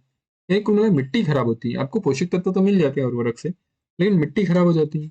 वही खाद खाद आपको ह्यूमस देगा, तो मिट्टी की जल धारण क्षमता भी बढ़ जाएगी खाद से। इससे मिट्टी भुरभुरी व संरंध्र हो जाती है, जिसके कारण गैस विनिमय सरलता से होता है। गैस विनिमय क्यों जरूरी है? अपने नाइट्रोजन स्थिरीकरण भी देखा है, साथ ही ऑक्सीजन भी, और ऐसी चीजें जो जरूरत होती हैं पोषक तत्वों को, उसके लिए आदान प्रदान हो जाता है। खाद से क्या सरंध्र, मिट्टी में क्या होता है कि जो मिट्टी होती है वो कड़क नहीं होती है और एकदम चिकनाहट होने के बाद, जो सूखने के बाद जो होती है उसमें रंध्र रह जाते हैं, गड्ढे खोखली हो जाती हैं और भुरभुरी होती है खाद से, तो गैसों का विनिमय आसानी से हो जाता है। इससे मित्र जीवाणुओं की संख्या में वृद्धि होती है। जैविक खाद से मिट्टी का गठन सुधर जाता है। जो खाद जो आप उर्वरक डालते हैं रासायनिक, उस रासायनिक उर्वरक में क्या होता है, जो किसान मित्र जीवाणु जो हमने कहा था, जैसे केंचुआ हो गया, राइजोबियम जीवाणु हो गया, ये उर्वरक से खत्म हो जाते हैं। ये रासायनिक उर्वरकों को सहन नहीं कर पाते हैं, उर्वरकों को सहन नहीं कर पाते हैं रासायनिक, और उससे मर जाते हैं, तो मिट्टी के लिए भी नुकसानदायक होते हैं। तो खाद क्या करती है, इन जीवाणुओं की संख्या में और वृद्धि करती है। इस खाद से ही इन जीवाणुओं को भोजन मिलता है, प्रजनन करते हैं और वृद्धि करते हैं। और जैविक खाद से मिट्टी के गठन का सुधार हो जाता है। ये जो था हमने, अब हमारा जो अगला है, हमने अभी तक क्या क्या डिस्कस कर लिया है एक बार देख लेते हैं अपनी सारणी में। बुआई हो गई, खाद एवं उर्वरक हो गया। अब हमारा जो चौथा नंबर का पार्ट है, सिंचाई वाला पार्ट। सिंचाई देखते हैं कि सिंचाई कैसे क्या की जाती है, क्यों जरूरी है सिंचाई करना। जीवित रहने के लिए प्रत्येक जीव को जल की आवश्यकता होती है। यानी बिना सिंचाई, सिंचाई से क्या होगा, सिंचाई से पौधों को जल मिलेगा, पानी मिलेगा। और संभव ही नहीं है कि बिना पानी के कोई भी जीव, चाहे वो पौधे हो या जंतु हो, जीवित रह सके। तो पौधे की वृद्धि एवं परिवर्धन के लिए जल का विशेष महत्व होता है। पौधों की जड़ों द्वारा जल का अवशोषण होता है, जिसके साथ खनिजों और उर्वरकों का भी अवशोषण होता है। यानी जब जड़ें जल का अवशोषण करती हैं तो वो खनिज पदार्थों को कैसे लेती, खनिज पदार्थों को पौधे जल के माध्यम से ही ग्रहण करते हैं। तो सिंचाई करना जरूरी है। पौधों में लगभग 90% जल होता है। जल आवश्यक है क्योंकि बीजों का अंकुरण शुष्क स्थिति में नहीं हो सकता। इस सूखे में फसल कैसे चलेगी, तो इसीलिए सिंचाई जरूरी है। और आपको इम्पोर्टेंट इसमें क्या ध्यान रखना है, ये नोट करने वाली बात कि पौधों में लगभग 90% जल होता है। कितना? 90%। जल किस काम में आता है, तो जल पौधों में खनिजों और उर्वरकों के अवशोषण के काम में आता है।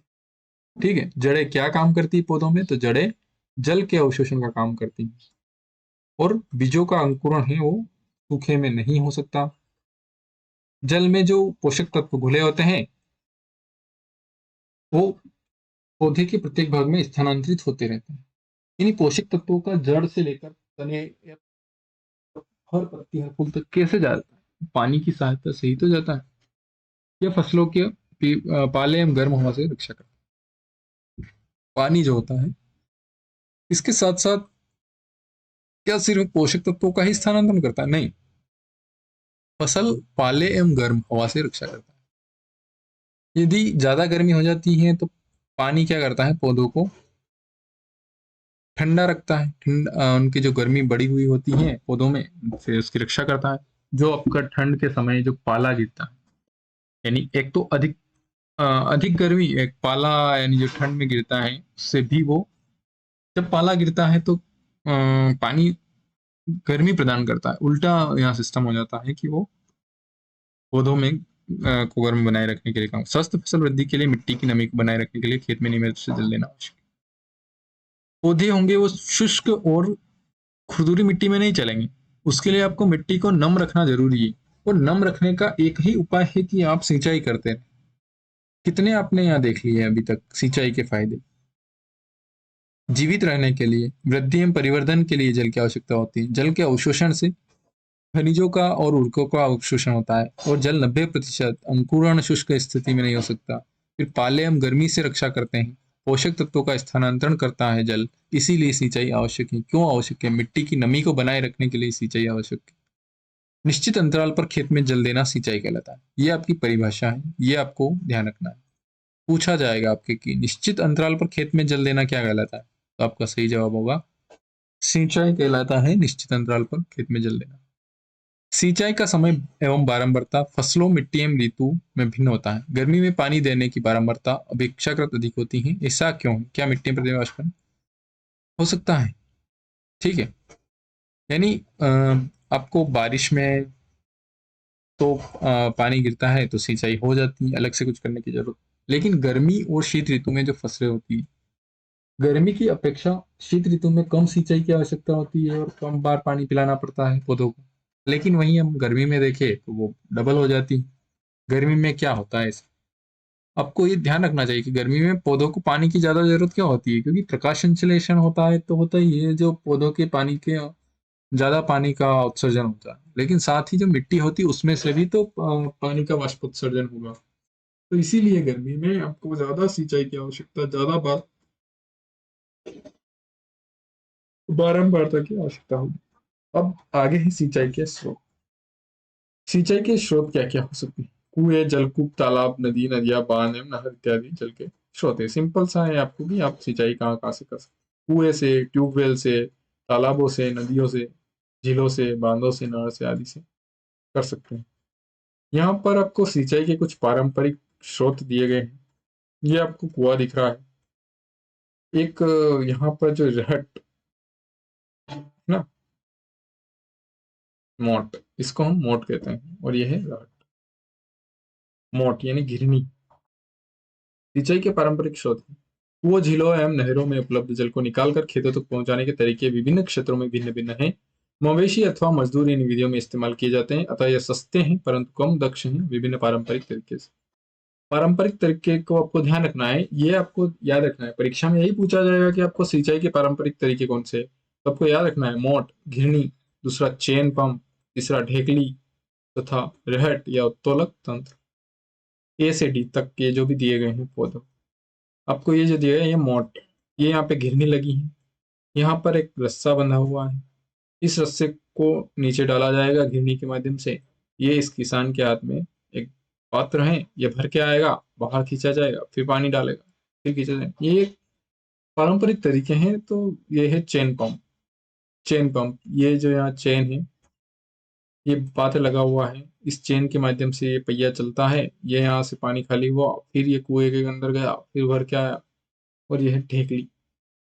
ढेकली में क्या किया, एक आधार लिया, एक खंभे पे इसको बांधा, एक तरफ वजन लगाया, पत्थर बांधा, दूसरी तरफ क्या किया, इसको अंदर खींचा, अंदर खींचा तो भर के बाहर आ गया, फिर इसका वजन पड़ा, तो ये ढेकली। ये आपको याद रखने हैं, बस सिंपल सा देख लो। और ये रहट, बेल के माध्यम से खूंटा लगाया, बेल के यहाँ बांध दिया, और इसको जब घुमाए, यहाँ पे घुमाने से क्या होता है कि ये घूमता है और ये घूमता है, तो इसके ऊपर लगे पात्र से पानी भर भर के यहाँ पे आता है, और खाली होते होते ये आपके खेतों में जाने लगता है। जल को ऊपर खींचने के लिए सामान्यतः पंप का उपयोग किया जाता है। पंप चलाने के लिए डीजल, बायोगैस, विद्युत एवं सौर ऊर्जा का उपयोग किया जाता है। आधुनिक विधियों में ये सारी चीजें हैं। आपको पारंपरिक विधियां याद रखनी है कि मोट, चेन पंप, ढेकली, रहट, उत्तोलक, यही आपको याद रखना है। ये स्प्रिंकलर, आपने आजकल देखा होगा फुहारे चलते हैं, ये आधुनिक विधियां हैं। छिड़काव तंत्र जिसे कहते हैं, और दूसरा है ड्रिप तंत्र। छिड़काव तंत्र में क्या होता है, जल का उपयोग मितव्ययता से कर सकते हैं इसमें, और इसमें यही फायदा है। पारंपरिक स्रोतों में क्या होता है, कम दक्षता होती है, समय ज्यादा लगता है, और आधुनिक जो सिंचाई की विधियां है उसमें पानी को तो बचाया ही जा सकता है, साथ ही कम समय में अधिक सिंचाई की जा सकती है। ये दोनों आपको देख लेना है, एक तो स्प्रिंकल और ड्रिप तंत्र आधुनिक सिस्टम। ये यहाँ पे फोटो बनाए हुए हैं कि किस प्रकार से ये ड्रिप। ड्रिप में क्या होता है कि हर फसल के वहां, हर पौधे के वहां पे एक छेद कर दिया जाता है, एक नली लगाई जाती है, नलियां बिछा दी जाती हैं, उसके बाद मोटर के माध्यम से उनमें पानी दिया जाता है और सिंचाई होती रहती है। स्प्रिंकलर में फव्वारे लगा दिए जाते हैं जो खुले तौर पर खेत में चलते रहते हैं। इनमें क्या होता है कि ड्रिप तंत्र में पानी बिल्कुल व्यर्थ नहीं जाता है, आपको ये ध्यान रखना है।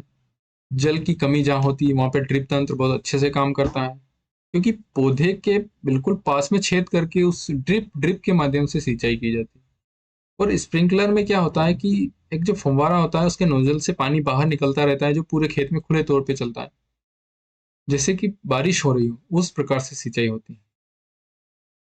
ये जो है ये छिड़काव लोन कॉफी की खेती एवं अन्य फसलों के लिए अत्यंत उपयोगी है। तो छिड़काव स्प्रिंकलर को आपको ध्यान में रखना है कि कॉफी की खेती के लिए बहुत ही उपयोगी प्रक्रिया तरीका है ये सिंचाई का।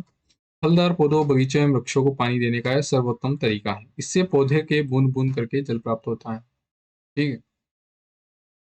बुआई हो गई, सिंचाई भी हो गई। अब जब आप सिंचाई करेंगे तो आपकी फसल के साथ कुछ अतिरिक्त पौधे भी उगेंगे जिन्हें हम खरपतवार कहते हैं। उन खरपतवारों से फसल की सुरक्षा जरूरी होती है। अगर हम खरपतवार नहीं हटाते हैं तो वो हमारी फसल उत्पादन को प्रभावित करेंगे, और फसल का उत्पादन सही नहीं होगा तो हमारी जनसंख्या भूखी मर जाएगी। भाई भूखी मर जाएगी तो इसका इतनी बड़ी जनसंख्या का भरण पोषण कैसे करेंगे? तो हमें खरपतवार को हटाना जरूरी है। खेत में कई अन्य अवांछित पौधे प्राकृतिक रूप से फसल के साथ उग जाते हैं। इन अवांछित पौधों को खरपतवार कहा जाता है। खरपतवार को हटाने की प्रक्रिया को निराई कहा जाता है। दो क्वेश्चन आपको ध्यान में रखने हैं यहाँ पे। खरपतवार किसे कहते हैं? अवांछित पौधे जो प्राकृतिक रूप से फसल के साथ उग जाते हैं उन्हें हम खरपतवार कहते हैं, और इन खरपतवारों को हटाने की प्रक्रिया को हम निराई कहते हैं। निंदाई गुड़ाई जो हम कहते हैं ना, वही है निराई गुड़ाई।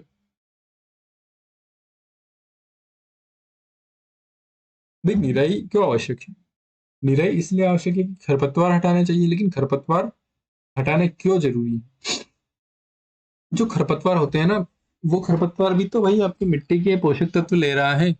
तो जो पोषक तत्व आपकी फसल को मिलने चाहिए थे, वो पोषक तत्व आपके खरपतवार लेने लगे। तो आपकी मिट्टी की जो क्षमता है वो फसलों के लिए जो होनी चाहिए थी वो ना होकर साथ साथ खरपतवारों की वृद्धि के लिए भी उसको काम में लिया जा रहा है। तो जो पानी है, जो पोषक तत्व हैं, और जो स्थान घेरता है, और जो सूर्य का प्रकाश है, जैसी चीजें उन फसलों के साथ साथ वो खरपतवार लेने लगते हैं। तो उस नुकसान को बचाने के लिए कि वो जो चीजें हैं वो केवल फसल को ही मिले आपकी, उसके लिए खरपतवार की निदाई जरूरी है। तो हम क्या करते हैं, खरपतवार को हटा देते हैं तो पौधे के लिए जो जरूरी होती हैं वो ठीक है। लेकिन कुछ खरपतवार होते हैं वो फसल काटते समय भी परेशान करते हैं। साथ ही वो मनुष्य एवं पशुओं के लिए विषैले हो सकते हैं। सबसे मुख्य बात यह है कि जो खरपतवार होते हैं वो जरूरी नहीं कि लाभदायक हो, वो आपके विषैले पदार्थ भी हो सकते हैं जो जंतु और पौधों के लिए हानिकारक होते हैं। फिर खरपतवार पौधे सूखकर मर जाते हैं और मिट्टी में मिल जाते हैं। खरपतवार हटाने का सर्वोत्तम समय उनमें पुष्पण एवं बीज बनने से पहले का होता है। ये आपको याद रखना। सबसे जो अच्छा समय है खरपतवार हटाने का वो कब है? पुष्पण एवं बीज बनने से पहले। क्योंकि पुष्पण और बीज बनने के बाद जब आप उनको हटाओगे तो बीज वापस से आपके वहीं खेत में गिरेंगे और फिर वापस से खरपतवार उग जाएंगे। इसलिए क्या है कि आपको बीज और पुष्प आने से पहले ही आपको खरपतवार के हटाने के लिए निराई करना आवश्यक होता है, ताकि जब आप उनको हटाओ तो वो वापस से ना उग पाए। ठीक है। और खरपतवार को हाथ से जड़ से सहित उखाड़ना अथवा भूमि के निकट से काटकर समय समय पर हटा दिया जाता है। यह कार्य खुरपी या हैरो की सहायता से किया जाता है। निराई के लिए क्या आवश्यक उपकरण है वो आपको यहाँ देखना है, खुरपी या हैरो। रसायनों के उपयोग से भी खरपतवार नियंत्रण किया जाता है, जिन्हें खरपतवार नाशी कहते हैं, जिसे 2,4-D। खेतों में इनका छिड़काव किया जाता है जिससे खरपतवार पौधे मर जाते हैं परंतु फसल को कोई हानि नहीं होती। खरपतवार नाशी को जल में आवश्यकता अनुसार मिलाकर स्प्रे की सहायता खेत में छिड़काव किया जाता है। ये किसान देख रहे हैं आप, ये दवाई की टंकी है, ये आपको इससे छिड़काव कर रहा है ताकि क्या हो, जो फसल है वो बच जाए। ये जो दवाई बनाई गई, खरपतवार नाशी जो बनाई गई है, ये फैक्ट्रियों में इस तरह से बनाई गई है कि इसमें केवल और केवल खरपतवार को ही नुकसान होता है।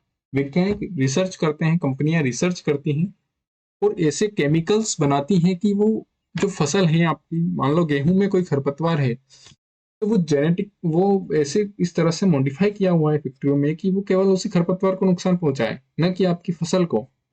तो आप पारंपरिक तरीकों की बजाय खरपतवार हटाने के लिए इनका छिड़काव कर सकते हैं। लेकिन वही बात है कि ये भी आपको नुकसान तो देते ही। खरपतवार की वृद्धि के समय तथा पुष्पण एवं बीज बनने के पहले ही खरपतवार नाशी का छिड़काव करते हैं। खरपतवार नाशी के छिड़काव से किसान के स्वास्थ्य पर भी प्रभाव पड़ सकता है, अतः इन रसायनों का प्रयोग सावधानी पूर्वक करना चाहिए। छिड़काव करते समय उन्हें अपना मुंह एवं नाक कपड़े से ढक लेना चाहिए, क्योंकि ये खरपतवार आपके शरीर को भी तो नुकसान पहुंचा सकते हैं, तो इसका भी आपको ध्यान रखना चाहिए। अब खरपतवार नाशी, निंदाई गुड़ाई, सिंचाई वगैरह वगैरह सब हो गया है। अब फसल आपकी पक गई। ठीक है। फसल पक गई है तो इस फसल को अब काटने की आवश्यकता पड़ेगी। खरपतवार से सुरक्षा देने के बाद आपके पास ऑप्शन आता है कटाई का। फसल की कटाई का जो चरण है वो हम देख लेते हैं। फसल की कटाई एक महत्वपूर्ण कार्य है। फसल पक जाने के बाद उसे काटना कटाई कहलाता है। कटाई के दौरान या तो पौधों को खींचकर उखाड़ लेते हैं अथवा उसे धरातल के पास से काट लेते हैं। एक अनाज फसल को पकने में लगभग 3-4 महीने का समय लगता है।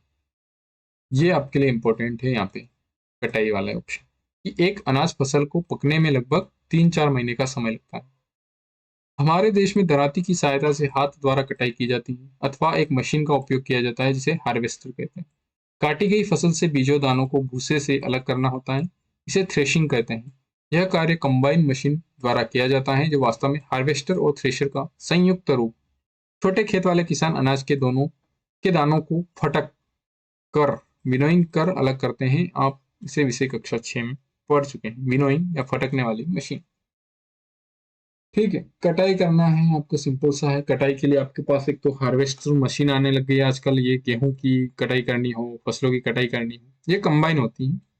कंबाइन हार्वेस्टर में क्या होता है, कटाई भी यहीं से होती है और इसकी थ्रेशिंग यानी काटने के बाद जब गेहूं निकालते हैं हम, गेहूं के बीजों को उस फलियों से अलग करना, चने को अलग करना, वो सारा इस मशीन से ही हो जाता है। कटने के बाद फसल का निकल भी जाना, भूसे का अलग हो जाना, सारी प्रक्रिया इस कंबाइन मशीन के द्वारा हो जाती है। 3-4 कटाई का जो पर्व है, पर्व के रूप में देखा जाता है। हमारे देश में फसल कटाई को एक त्योहार के रूप में देखा जाता है। 3-4 महीनों के कठोर परिश्रम के बाद कटाई का समय आता है। स्वर्णिम दानों से भरी खड़ी फसल किसानों के हृदय में उल्लास एवं अच्छे समय का भाव संचालित करती है। यह समय थोड़ा आराम करने एवं खुशी मनाने का है क्योंकि पिछली ऋतु के प्रयत्न का फल मिलता है। इसलिए भारत के सभी भागों में कटाई का समय हर्षोल्लास एवं खुशी का होता है। पुरुष एवं महिलाएं सभी मिलकर इस पर्व को मनाते हैं। कटाई ऋतु के साथ कुछ विशेष पर्व जैसे पोंगल, बैसाखी, होली, दिवाली, नवान्या एवं बिहू जुड़े हुए हैं। देख रहे हो, भारत में फसल कटाई के समय जो त्योहार मनाए जाते हैं, आपने देखा होगा, बैसाखी, होली, दिवाली, नवान्या, बिहू, पोंगल जैसे त्योहार आपको फसल की कटाई के साथ भारत में देखने को मिलते हैं। अब जब कटाई हो गई है तो इस फसल को सुरक्षित रखने के लिए आपको भंडारण की भी जरूरत पड़ेगी। भंडारण के लिए हम क्या करते हैं वो देखते हैं। उत्पाद का भंडारण एक महत्वपूर्ण कार्य है। यदि फसल के दानों को अधिक समय तक रखना हो तो उन्हें नमी, कीट, चूहों एवं सूक्ष्म जीवों से सुरक्षित करना होगा। ताजा फसल में नमी की मात्रा अधिक होती है। यदि फसल के दानों को सुखाए बिना भंडारित किया जाता है तो उनके खराब होने के अथवा जीवों द्वारा आक्रमण से वे अंकुरण के लिए अनुपयोगी हो जाते हैं। अतः भंडारण से पहले दानों को धूप में सुखाना आवश्यक है, जिससे उनकी नमी में कमी आ जाए। इससे उनकी कीट पीड़कों, जीवाणु एवं कवकों से सुरक्षा हो जाती है।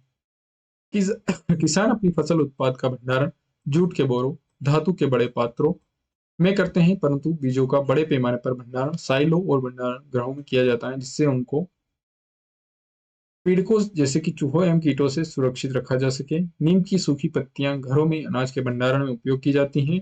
बड़े भंडार गृहों में अनाज को, पीड़कों, सूक्ष्म जीवों को सुरक्षित रखने के लिए रासायनिक उपचार भी किया जाता है। ये आपको कुछ भंडारण के दिए गए। ये साइलो है। भारतीय खाद्य निगम यानी एफसीआई, जो भारत में सरकारी तौर पर अनाज के भंडारण का जो काम देखती है, उसे फूड कॉर्पोरेशन ऑफ इंडिया कहते हैं। उसके द्वारा जो बनाए गए, इनमें क्या होता है, भर दिया जाता है और इनका केमिकल ट्रीटमेंट कर दिया जाता है। फसल को अच्छा से सुखा दिया जाए, जिसमें नमी नहीं रहती है। चूहों, सूक्ष्म जीवों से घुन लगने से इनमें बचाया जा सकता है। वेयर हाउस आपने देखे होंगे बहुत सारी जगह, उन वेयर हाउसों में इस तरह से फसल का भंडारण किया जाता है। इन वेयर हाउस में क्या होता है कि जो जीव होते हैं, कीट होते हैं, उनसे सुरक्षा के लिए केमिकल चीजें उपयोग की जाती हैं ताकि वो यहाँ नहीं आ पाए और आपकी फसल सुरक्षित रह जाए। साथ ही इनमें हवा आने के लिए पर्याप्त व्यवस्था होती है। यहाँ की जो गर्मी रहती है वो बाहर निकलने की भी पर्याप्त व्यवस्था की जाती है। इस तरह से यह आपको देखने को मिलता है भंडारण। इस सारणी की पूर्ति करने में आपको ज्यादा खाद्य मिलता है। यह तो आपको इम्पोर्टेंट है। पशुपालन, जब यह बड़े पैमाने पर किया, पशुपालन पशुपालन खेती के साथ किसान पशुपालन भी करते हैं। घरों में अथवा फार्म पर पालने वाले पालतू पशुओं को उचित भोजन, आवास एवं देखभाल की आवश्यकता होती है। जब यह बड़े पैमाने पर किया जाता है तो इसे पशुपालन कहते हैं। ये आपको यहाँ पे एक इम्पोर्टेंट चीज ध्यान रखनी है इस चैप्टर में। मछली स्वास्थ्य के लिए अच्छा आहार है। हमें मछली से कौन सा, कोड लीवर, तेल मिलता है जिसमें विटामिन डी अधिक मात्रा में पाया जाता है। मछली से हमें क्या प्राप्त होता है? कोड लीवर तेल। ठीक है, मछली का तेल। उस मछली के तेल में कौन सा पोषक तत्व मिलता है हमें? Vitamin D. इस तरह से आप एग्जाम के लिए यहाँ से इंपॉर्टेंट हो जाता है। आपने क्या सीखा इसे? आपने सीखा कृषि पद्धतियाँ कौन कौन सी, किस प्रकार से कृषि की जाती है, पशुपालन क्या होता है, फसलें क्या होती है, उर्वरक क्या होते हैं, भंडार गृह क्या होते हैं, कटाई कैसे की जाती है, सिंचाई कैसे होती है और क्यों जरूरी होती है, खरीफ की फसलें कौन सी होती है, खाद कौन सी क्या किसे कहते हैं, हल क्या होता है, रबी की फसलें किन्हें कहते हैं? आप बता सकते हैं कमेंट सेक्शन में कि कौन कौन सी फसलें आपकी रबी की फसलें हैं और रबी की फसलें कब से कब बोई जाती हैं, किस ऋतु में बोई जाती है। बीज, साइलो, साइलो किस काम में लिए जाते हैं आप बताइए नीचे उत्तर करके। बुआई, भंडारण, थ्रेशिंग, खरपतवार, खरपतवारनाशी, फटकना। आप बता सकते हैं फटकना कटाई की कौन सी विधि है, प्राचीन या आधुनिक, या फिर बड़े स्तर पर कि छोटे स्तर पर की जाती है? आपने क्या सीखा? आपने सीखा इस चैप्टर में कि अपनी बढ़ती हुई जनसंख्या को भोजन प्रदान करने के लिए हमें विशिष्ट कृषि पद्धतियों को अपनाना होता है। बढ़ती हुई जनसंख्या के हिसाब से हमें आधुनिक कृषि उपकरणों का उपयोग करना जरूरी हो जाता है ताकि हम पर्याप्त मात्रा में उत्पादन और उनके भोजन की व्यवस्था कर सकें। किसी स्थान पर उगाए जाने वाले एक ही प्रकार के पौधों को हम फसल कहते हैं। भारत में फसलों को ऋतु के आधार पर हम दो वर्गों में बांट सकते हैं, रबी और खरीफ की फसल। जुताई करके मिट्टी तैयार करना, उसे समतल करना आवश्यक है। इस कार्य के लिए हल तथा पाटल का उपयोग किया जाता है। यह याद रखना है आपको कि जुताई और समतल के उपकरण कौन से हैं? पारंपरिक हल तथा पाटल। बीजों को उचित गहराई पर बोना तथा उनके बीच उचित दूरी रखना अच्छी उपज के लिए आवश्यक है।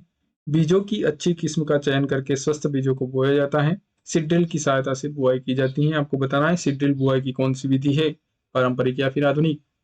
मिट्टी में पोषकों की समृद्धि और पुनः पूर्ति की आवश्यकता होती है, जिसे कार्बनिक खाद तथा उर्वरक के उपयोग से किया जाता है। फसलों की नई किस्म को आने से रासायनिक उर्वरकों के उपयोग में बहुत वृद्धि हुई है। उचित समय एवं अंतराल पर फसल को जल देना सिंचाई कहलाता है। निराई में अवांछित एवं बिना उगाई पौधे को हटाया जाता है, जिन्हें खरपतवार कहा जाता है। कटाई का अर्थ है पकी हुई फसल को हाथों या मशीन से काटना। दानों को भूसे से अलग करना थ्रेशिंग कहलाता है। थ्रेशिंग किसे कहते हैं? थ्रेशिंग की प्रक्रिया किसे कहते हैं? जो दाने होते हैं फसल के, उसको भूसे से अलग करना थ्रेशिंग कहलाता है। बीजों को पीड़कों एवं सूक्ष्म जीवों से संरक्षित करने के लिए उचित भंडारण आवश्यक है। भंडारण क्यों जरूरी है? बीजों को पीड़कों एवं सूक्ष्म जीवों से रक्षा करने के लिए। पशुओं को पालकर भी खाद्य पदार्थ प्राप्त किया जाता है, इसे पशुपालन कहते हैं। आपको कमेंट सेक्शन में बताना है कि पशुओं से हम किस प्रकार के खाद्य पदार्थ प्राप्त करते हैं। ठीक है, अब आपको जो ये क्वेश्चन है कुछ ये देख लेते हैं किस प्रकार से आप इनका आंसर करते हैं। आप इसके आंसर कमेंट सेक्शन में जरूर दें। एक स्थान पर एक ही प्रकार के बड़ी मात्रा में उगाए जाने वाले पौधों को डैश कहते हैं। क्या होगा आपका इसका आंसर? एक, फसल। ठीक है, फसल उगाने से पहले प्रथम चरण मिट्टी की होती है। क्या होती है? मिट्टी को तैयार करना। क्या होगा आपका इसका जवाब? तैयारी होती है। क्षतिग्रस्त बीज जल की सतह पर, जो बीज खराब होते हैं, हल्के होते हैं, वो क्या करते हैं पानी पर? वो पानी पर तैरने लगते हैं। क्या होगा इसका जवाब आपका? तैरने लगते हैं। फसल उगाने के लिए पर्याप्त सूर्य का प्रकाश या मिट्टी से जल तथा पोषक आवश्यक है। ठीक है, जल और पोषक आपका इसका आंसर रहेगा। फिर आपको एक सही जोड़ी दी गई है, इसमें ये आपको मिलाना है। खरीफ फसल, रबी की फसल, रासायनिक उर्वरक, कार्बनिक खाद, इसमें आपको बताना है। आपको मिलाना होगा कि इसमें खरीफ की फसल कौन सी है और रबी की फसल कौन सी है। खरीफ की फसल किन्हें कहते हैं? आपने अभी देखा है, आपको पढ़ाया था ना कि खरीफ की फसल किसे कहते हैं। बारिश और इसमें जो उगाई जाती हैं वो खरीफ की फसल है, और जो शीत ऋतु में उगाई जाती है वो रबी की फसल है। तो इस हिसाब से आपको इस सही जोड़ी का जवाब मिलाना है। तो खरीफ की फसल फसल का आपका कौन सा आंसर होगा? धान, मक्का और सोयाबीन जैसी फसलें आपकी खरीफ की फसलें हैं। और रबी की फसल है वो आपका गेहूं, टमाटर और चना है, जो शीत ऋतु में बोई जाती है। इसमें से आपको रासायनिक उर्वरक बताने हैं। मवेशियों का चारा, यूरिया एवं सुपर फॉस्फेट, और पशु अपशिष्ट तो आपका यूरिया एवं सुपर फॉस्फेट रासायनिक उर्वरक हैं। और कार्बनिक खाद कौन कौन से हैं? ये है आपके कार्बनिक खाद, पशु अपशिष्ट, गोबर मूत्र एवं पादप अवशेष। निम्न के दो दो उदाहरण दीजिए, आपको कमेंट सेक्शन में खरीफ फसल के दो उदाहरण बताने हैं और रबी फसल के भी दो उदाहरण बताने हैं। निम्न पर अपने शब्द एक एक पैराग्राफ लिखिए। मिट्टी तैयार करना, ये आपको इतना नहीं करना है, आप एक एंट्रेंस एग्जाम की तैयारी कर रहे हैं तो आपके लिए इतना काफ़ी है। एक बार इसको रिवाइज कर लीजिए, अगर आपके पास किताब हो तो आप इसको एक बार पढ़ने की कोशिश जरूर कीजिएगा। यदि आपको कोई बात समझ में नहीं आती है तो आप हमें नीचे कमेंट करके ज़रूर बताइएगा इस चैप्टर में आपको कौन सी बात समझ में नहीं आई है। हम आपको उस बात का जवाब देने की कोशिश करेंगे।